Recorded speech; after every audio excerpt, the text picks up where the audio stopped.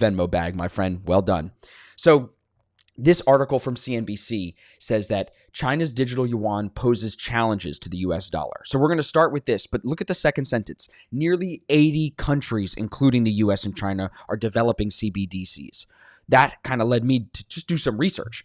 It's actually 81 countries. It says here, going to go up. 81 countries are now exploring central bank digital currencies. 5 CBDCs are fully launched already. So Tom Jackson, you are the winner, my friend. I think that's also well-deserved because Tom is one of the best journaling traders that I've seen in a while, so it aligns well for you, Tom. The universe is giving you some rewards there. Wherever you pulled the 81 from, I don't know if you pulled it out of your ass or if you just knew, but either way, I owe you a little Venmo bag, so make sure I get that to you. So let's start with this article from Bitcoin.com, then we'll go over to CNBC so we can see the competition here. It's basically saying that 81 central banks are exploring the idea of launching their own digital currencies. The Atlantic Council's Geoeconomics Center unveiled a new central bank digital currency tracker featuring an interactive database last week. The Geoeconomics Center described itself as a nonpartisan organization that galvanizes U.S. leadership and engagement in the world in partnership with its allies and partners to shape solutions to global challenges. The original version of the CBDC tracker, launched in April last year, has been used by the U.S. Federal Reserve and the Bank for International Settlements, which we know they do a lot of central bank work. The center claims, adding that according to the new tracker, 81 countries, representing over 90% of global GDP, are now exploring a CBDC. In our original report in May of last year, only 35 countries were. So we went from 35 countries, which you could approximate, you would say that's about half of global GDP, probably less. Now we're up to 90% of global GDP with 81 countries.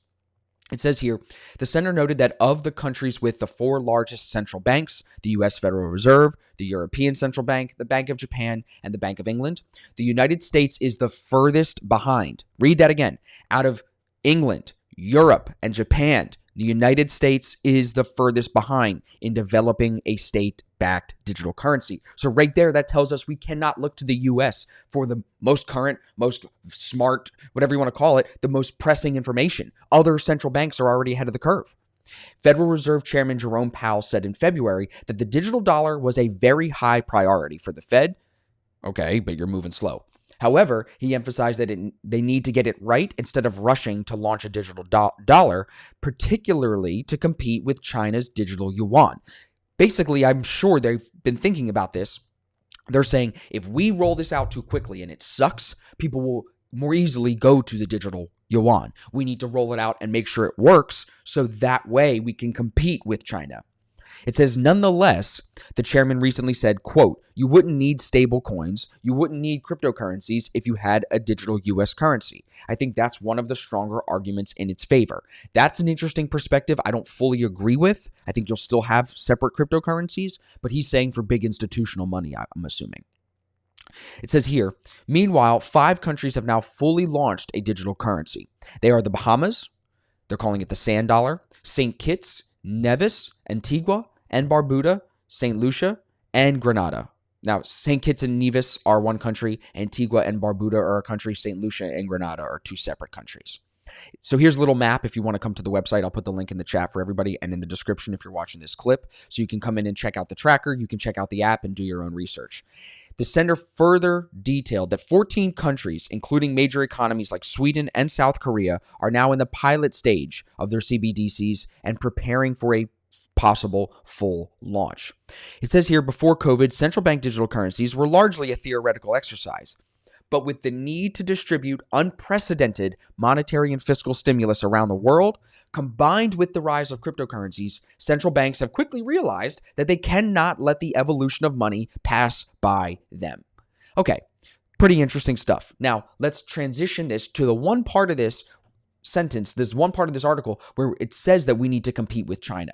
CNBC starts off their article by saying China is beating the U.S. when it comes to innovation in online money, posing challenges to the U.S.'s dollar status as the de facto monetary reserve. Nearly 80 countries, 81 countries, including China and the U.S., are in the process of developing a CBDC. It's a form of money that's regulated but exists entirely online. China has already launched its digital yuan with more than 1 million citizens active. We talked about this last week, while the US is still largely focused on research. So just for perspective, they have 1 million people using their digital currency, and we're still doing research.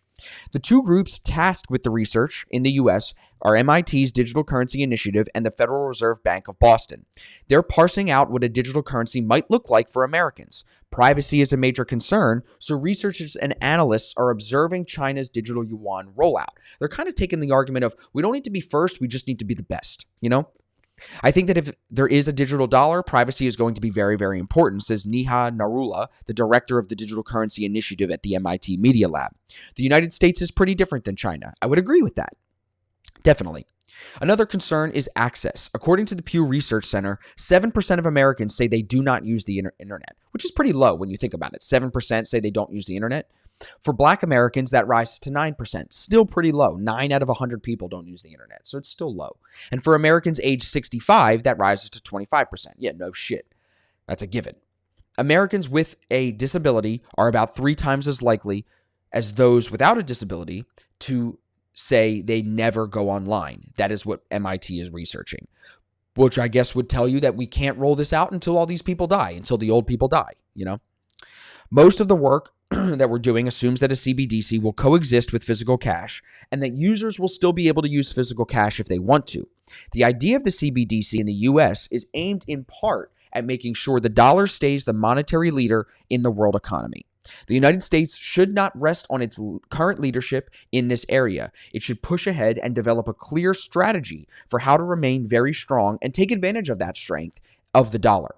Now, that's what these people are saying at Stanford, at the Federal Reserve of Boston, at MIT. Some of the smartest people in the country are saying that. But I just am interested in why those people are chosen. What did they do beforehand that qualifies them? You know, just curious.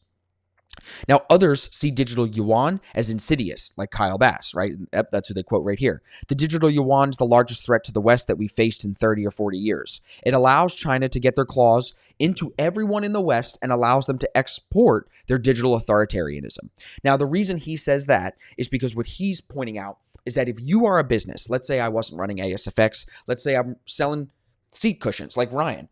Ryan sells these seat cushions. They come from China. They come from wherever. If you're a company that does business in China, let's say that all of a sudden they feel really great about their digital yuan, and they're like, you know what? You want to make your seat cushions here? You got to pay in digital yuan, e-yuan. You can't pay me in dollars anymore.